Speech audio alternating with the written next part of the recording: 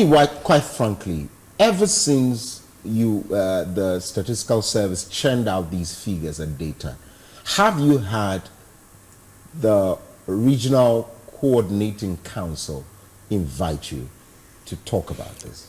Quite frankly. I am dining with them. You're dining with them? Yes, and everything that I talk about, they are aware. The statistics, I've provided them with the statistics, so we are all working at it. But as it is, we want people more than Savannah to hear what is actually happening. If you crowd louder, you are able to be assisted than keeping short. Where is the assistance going to come from now? Now, as it is, if we have these damning statistics, their quota of the common fund will not be as how it is, because the central government will know that these people need ABCD.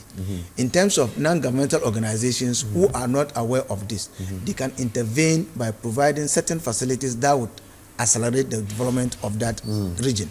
So, how many districts are there? Forgive me. Seven districts. 7 districts, yes, under please. the Savannah. Under the Savannah region. So they all have quota in terms of. Yeah, they all have quota in terms of the district assembly common fund. Yes. You know. Have you monitored how far they've used it ever since you churned out this data? Because it's important that the usage of the very first tranche, or what comes to you, then you could ask for more.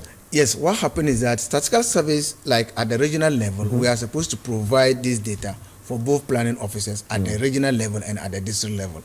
We are in tandem with them, sometimes with every development aspect that they are, the project that they are doing. We'll provide them the data, and then they will look at it to plan. I am part of the economic planning unit of the region. So all these things are discussed at the regional level with regards the whatever we can do with the data. So based on that, we add it to our development project or economic planning projects, what we can do to accelerate it. But you know, as it is, funding is also another key. Funding from the central government? Central government. Because as it is, most of them, they don't have anything that can generate internal revenue very well to accelerate internal development. Is that where new ideas must be sought for? Because look, we cannot wait. Yes, what happened is that one of the key areas that we think... because you see, even Ministry of Education has issues with funding for, the disbursement. In fact, while we are actually beating the louder drums to see how best we can actually get internal generated revenue, is the housing units, our properties.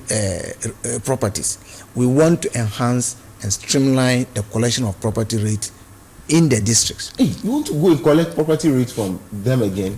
No, but they have to, because what happened is that it is one of the sources that we can actually get revenue to help us provide certain development within these districts. Are you know overburdening them again? Because you cited also in your in that particular presentation, the press release, undeserved residential structures that most deprived districts in 11 out of 16 regions. So the structures are not really one that somebody will be proud of. And you are going to take.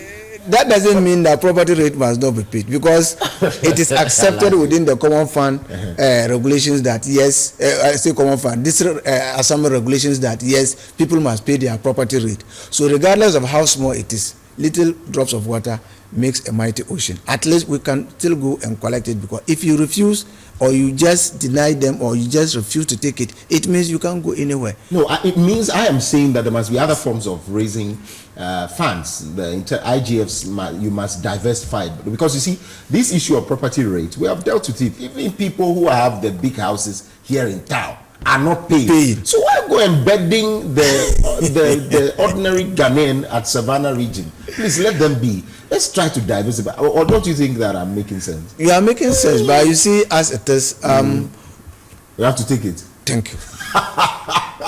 At least, because there is no way you can go and get revenue anywhere. I see. We have discussed this extensively, so they are looking at it and see. You see, even though they are poor, we will not be charging them money that they can pay. Tell me about the sources of drinking water. How bad is that? The source of drinking water in Savannah region, I must be frank with you, especially in the Demongo capital, there is no even a single borehole, because the land is not sitting on water table. You can't get boreholes seated in the Mongo. Why? There's no water There's underneath. no water underneath. So it is not the fault of the assembly or maybe the regional coordinating council, but just that they have done whatever they can. Maybe unless, of course, scientifically, others would have a way of getting it deeper than where we have. But if the instrument that we have cannot go deeper than they require to get the water, it means we cannot get it. So, the Ghana Water Company Limited is not close by where we can channel water to the place? In fact, we have the black volta and that of the white volta, which is far away from the Mongo. But plants are far advanced to actually draw the water from these two water bodies, especially the white volta, that is the Bupe side, to get it, or Yape, to get it to, we piped it to the Mongo and other areas too. Savannah region is a vast. Yeah, I get it. But, Alhaji, what it means is that since independence, people of Damongo have not had water flowing through pipes or even boreholes. Not that I know. And they're in Ghana. Wow. Other districts have wells, boreholes that they can actually have access to, and that is why you see the percentage rising to 70%. Otherwise, live on dam waters and then other type of sources of water. When it's rainwater, or some people will harvest the rainwater and use it for long. And so how fast are we going to do that? Because these plans are far advanced. It become like political talk, Alhaji. I am just talking to my data. But you have to ensure that you do that oversight. But my assurance have limits. Because I have a limit to which I can just tell, look, this is the data. This is what it's telling us. So what do we do? Because 29.9% of unimproved water is a serious challenge. I see. We're ending. Who are you calling for? Is this central government or NGOs or donor partners? Who? In fact, I call on NGOs, I call on central government to actually come to the aid of Savannah region in terms of water supply, in terms of education, in terms of access to education. It is very key. And in terms of accessing health care within the region, because all these things are far away from the 5 kilometers, so we need them very well. And I know there had been some improvement in some of the districts because they are putting up district hospitals. One in Bupe, I know for sure it is almost completed, and then one for sure at Sola, Tuna Calabar district, it is almost completed, and other areas that have gotten their share of the health facilities. So in terms of the health facilities, government has actually come out to improve these facilities so that at least we can have access to health care.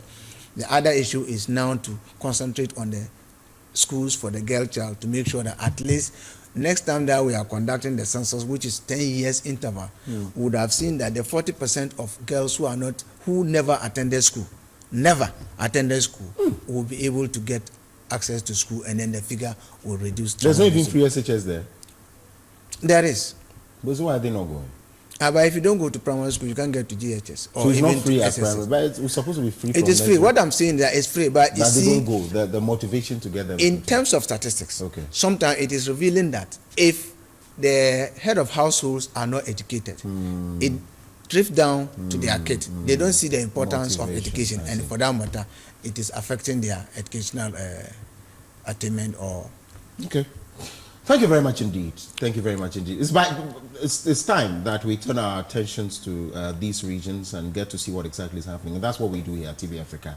And so the focus has been on Savannah region, the regional statistician, the Alhaji Amdani Idrisu Abdullahi has been my guest. Because look,